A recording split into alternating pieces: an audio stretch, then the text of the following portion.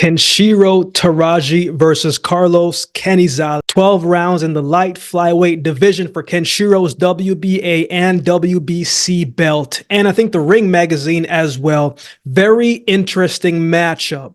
Let's get into it. Let's start with the champ, Kenshiro. 22 wins, 1 loss, 14 wins by way of knockout. 2017 was when he won the WBC flyweight title against Ganyan Lopez. That was his 10th fight. It's always interesting because you never know how you're going to perform when you don't have a whole bunch of fights. But in 10 fights, he fought a champion and he won that fight. After that fight, he went on a nice run defending his belt and titles against some names that you may be familiar with. Pedro Guevara. He fought him in a close fight. The rematch with Lopez, he stopped him the second time around, Milan Melinda. And after that, Randy Petalcorn. Then in 2021, he stepped into the ring with Misamachi Yabuki. And wow, what a fight that first fight was. Yabuki is a guy who has power. He's a little bit awkward, right? He does things that kind of go against the grain, especially from a technical standpoint. He's a little wild at times and a little unpredictable. And it's hard to plan for someone who you're just not sure what you're going to get, what they're going to do. And him being a little wild at times works to his benefit, especially if you've never really seen him before. But it was a great back and forth fight between those two. One of the best fights of the year, hands down. But to me in that fight, man, it just felt like Yabuki just had a little bit more on the night. Not a whole lot, but just a little bit more. His shots were landing a little bit quicker. His shots were landing with a little bit more power behind it. He was a little bit more consistent. Simply, he just had a little bit more again. Not a whole lot, but just a little bit more than Kenshiro Teraji was able to have on that night. I felt like in the 9th round, Yabuki started to kind of change the trajectory of that fight to gain that momentum in his favor. He put together some great combinations. Kenshiro had a cut under his eye, but to his credit, in the last minute of that 9th round, that's when he started to take control. That's when he started to really turn it up, and he stole the momentum. So for 2 minutes, it looked like Yabuki was going to walk away with that round, but the last minute, you saw the strength and the will and the determination of Kenshiro Teraji to swing that round, to swing that momentum right back in his favor. Standing right there in front of each other and trading shots. And in the 10th round, it picked up right where the 9th round ended, which Kenshiro picking up the momentum. And man, he was letting off a whole bunch of shots on Yabuki on the ropes. Yabuki looked like he was going to go down. It looked like he was starting to get tired. It looked like his body was starting to fade. But that night, man, for whatever reason it was, right, Yabuki just wasn't going to be denied. Whatever Kenshiro was firing at him, whether it hit him cleanly or he evaded it, he just kept coming forward and he kept throwing and kept willing himself to stand up to whatever Kenshiro was going to do on the night, and he would end up getting the win. Stoppage win. Hit him on the ropes with a barrage of shots, and he was able to close out the show. But you go back and you watch that fight and you just say, wow, like what a from a boxing supporter standpoint, you're like, man, like that's a great fight. That's the fight that you want to see. Kenshiro suffered his first loss. And as I've said in previous videos before, you never know how someone is going to handle a loss. You never know how someone is going to be able to regroup themselves and get back into the fight, not from a physical standpoint, but up here. We know that the body can do what it can do, but in order for the body to do what it can do, the mind has to tell it what to do. And when you fall, when your plans don't go according to plan, as Kenshiro never went into that fight thinking that he was going to lose the fight, he had a choice to make. Do I take the rematch and try to get my get back and respond accordingly, or do I just go another route? You see, your character is always formed after a loss. When you fall, how do you stand? And in the following year, they stepped into the ring again for the rematch. And Kenshiro, man, did he ever respond accordingly? That night, he was very accurate. He was very sharp. He was focused. He was dialed in. He was patient, but not too patient, because he still brought the aggression, but not too much aggression. He had some pop in his shots, and it seemed like each shot had some extra steam behind him. Kenshiro's straight hand was on point that night. The jab was on point that night. The simple combinations, 1-2, was on point that night, and he could not miss. It was a great turn of events because in the rematch, more times than not, statistical history shows whoever won the first fight generally wins the second, but that was not Kenshiro Teraji's story. Matter of fact, he came in the second fight and looked much improved and way better and showed levels on that night. He was able to not only get his belt back, but avenge his loss. After that, he fought Hiroto Karaguchi in a beautiful performance, man, like a wicked back and forth fight. But a fight where Kenshiro showed us his boxing pedigree in its full entirety. He showed us the footwork. He showed us the lateral movement. He showed us a little head movement. He showed us the angle changes so he can get his shots off. He showed us pivoting, how to pivot with efficiency without stopping your momentum. Man, he showed us the counter punching ability. He showed us how to set up traps. Like, he just did everything from an offensive standpoint that it takes to be a great boxer. We've seen the improvement, and he's showing us how he can put it together on the night. And he was able to come away with a 7-round stoppage in a great offensive performance. In his most recent fight, he fought the South African Heki Budler.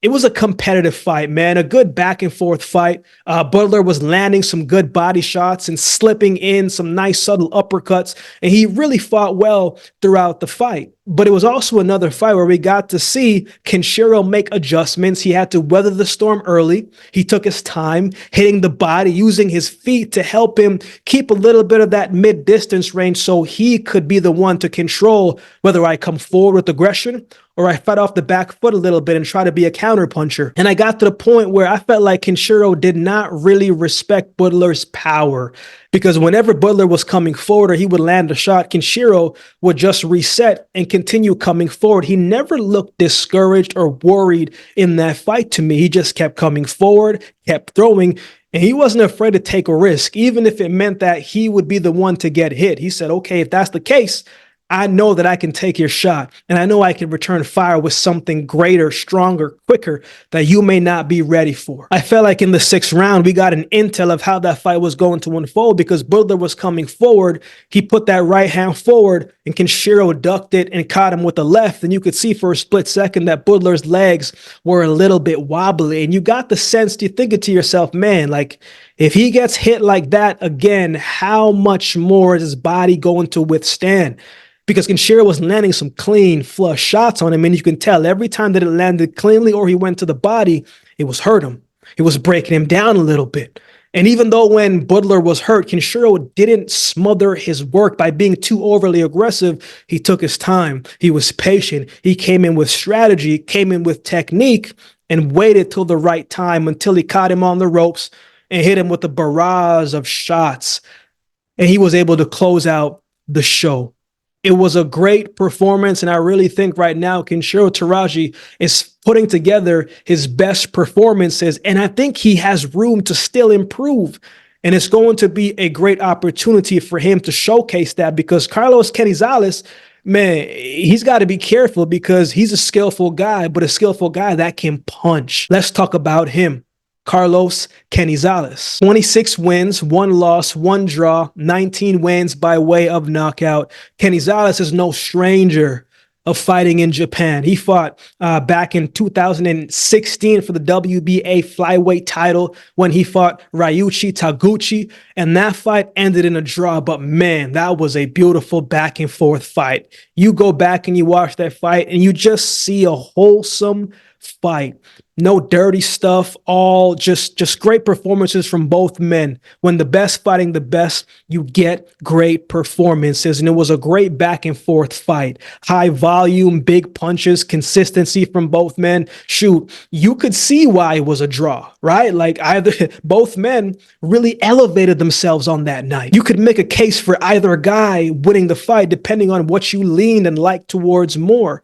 Canizales is explosive. He can punch on the front foot. He can punch off the back foot. He does a nice job adjusting and counter punching and looping shots in. He's a very solid fighter, right? And he can move in the ring as well. He moves with his whole body, right? So this is a guy who you're going to have to chop down and chop him down round to round, because if you get caught lunging in, he's going to make you pay. If you're too overly aggressive, he's going to make you pay. Against Taguchi, he started off really well, but I felt like he slowed up in the second half of the fight and almost got dropped in the 9th round, right? He got caught with a counter left hand that if it wasn't for the fact that he was leaning forward, that he fell forward and Taguchi was right there, he probably would have hit the canvas, but he fell on Taguchi, and that was the shot. And that was the thing that kept him up. You know, sometimes he has a way when the fight goes on where he just drops his hands. I don't know if his technique is wearing down. I don't know if he's tired, because it does look controllable, right? But if you can find his timing, especially in the latter half of the fight, there's a good opportunities. You can find openings that you will be able to land, whether it's a counter shot, whether a looping shot. He will get tired at some point. Can you take advantage of that is the question. In 2021, he suffered his first loss when he fought Esteban Bermudez, a guy who I thought he should have beat, because I think he's a better boxer and a better fighter than him, in my opinion, from the entirety of it. But you don't know how a fight's going to play out until you get into the ring and you see how it goes. And I thought Bermudez did a great job of really bringing the pressure and never allowing Canizales to get comfortable, right? The pressure was heavy from Bermudez. Didn't allow him to really let Canizales weather the storm too much. He didn't allow Canizales to be able to sit on his punches, to create room. He just made it tough for Canizales to really find his groove and get into some type of rhythm. To me, it's not that Canizales fought a bad fight, by no means, because he was doing some work. He handed some big punches on Bermudez, did some really good stuff, man. He was doing work. But to be honest, it looked like he just kept making the same mistake until eventually he got caught, right? There are times when he's in close for a split second, he'll be trying to back out of it and he'll just let his hands drop. And in that split second, he's just like a sitting duck. And if you can take advantage and find his timing in that moment where he's trying to switch from offense to defense and he's trying to retreat back, if you can find that timing and loop a shot in or slip in an uppercut, you'll be able to hit him. He doesn't do the best transitioning from offense to defense in one motion simultaneously. Not everybody can do that. Fighting off the front foot, then switching back to fighting off the back foot. That's not an easy thing to do, and trying to throw and not get hit. It's very tough to do, and there are moments when he does that and it doesn't have his hands where it needs to be, and he doesn't cover himself up. So there's opportunities there. That's how he got caught against Bermudez. In his most recent fight, he fought Daniel Matilayon, a Cuban fighter who can box. I hope I'm pronouncing his name correctly. And Canizales showed a more tactical and strategic approach in that fight. He was using his jab, right? Creating space and trying to find the right openings. He found a target to the body early in the fight, and that's what he made a priority, man. He can hit the body with some punishing shots. You could see Matilayon was being cautious because he felt the power. He didn't like that. And because he felt the power and he didn't like that, he didn't just come in recklessly. He kept the distance and was using his jab, boxing on the outside, trying to find the right opening, but trying not to be an opening where he gets clipped as well. In the 3rd round, there was a head clash between the two men, and that's when things kind of got interesting. Matilayon got a point deduction, and then couple rounds later, they hit heads again, and you could see both men were kind of frustrated. It was just a strange little ordeal. Eventually, man, the cut was so bad on Canizales' eye, it didn't matter what they do. Like, blood was gushing everywhere. It didn't matter if they tried to clean it up, whether they tried to put some Vaseline on it. It did not matter. As soon as they took the pressure off of the cut, that thing was gushing down. It was a tough cut. It was a tough cut, man. So the cut made them stop the fight. They went to the cards, and Canizales got the win on the scorecards. But a very interesting fight. When Canizales was fighting on the inside, that's when he was having success. But when he was the one trying to close the gap and trying to cut off the ring, he was having problems. He was having troubles. It wasn't as smooth for him. It wasn't as fluid for him. And the jab was keeping him at distance, and he had a hard time closing the gap. So it's going to be interesting because Kenshiro Teraji is a guy that can do both. He can bang with the best of them, or he can take it from a distance, fight on the outside, and just use his boxing skill to his advantage. So gonna be interesting to see how this one plays out. I also think this one has upset potential written all over it as well, because Canizales, he's a guy that can punch, but he's explosive and he can move a little bit. So who wins? When I watch Canizales and I watch Yabuki, man, they kind of have some similarities to me, right? In their movements, the explosiveness, and kind of that wild array of shots from different angles, right? And the punching stances as well. So this is not going to be a style that Kenshiro Teraji has not seen before or hasn't faced before. Canizales is a bigger puncher than Yabuki as well. I like Kenshiro Teraji to win this fight by late stoppage, right? Because I think both of these guys can do similar things. They can both fight on the outside and they can box on the inside and be technical, or they can slug it out. They can both do the same things, but I think Taraji is just a little bit more polished technically, right? And his technique doesn't break down as quickly as I've seen from Canizales. And I think that could be one of the key defining factors, especially as the fight goes on, where fatigue becomes a problem. Once you get tired, your technique will be the thing that drops. And I think Taraji is going to be able to hold his technique a little bit better. And I think that's when he will be able to find his openings in the latter rounds, where Canizales' technique starts to fade a little bit and his hands start to drop a little bit more. That's when Taraji can really let his hands go and let the shots fly. I like Kenshiro Teraji to win this fight by late stoppage. What are your thoughts on this fight? Who do you have winning this one? Let me know in the comment section below. If you'd like to support the channel, there's a couple ways you can do so. You can like, comment, share, and subscribe to the channel. If you'd like to support by way of donation, you can find options in the description below. Also, my Cash App handle will be on screen as well. Any amount goes towards the growth of this channel and will be greatly, greatly appreciated. Shout out to everybody that continues to like, comment, share, and subscribe to the channel. Man, I appreciate each of you. Shout out to all the members holding down the membership section. I appreciate each of you as well. So with all that being said, if you've been watching the video, this don't do me a favor and subscribe to the channel, and we'll definitely see you next time.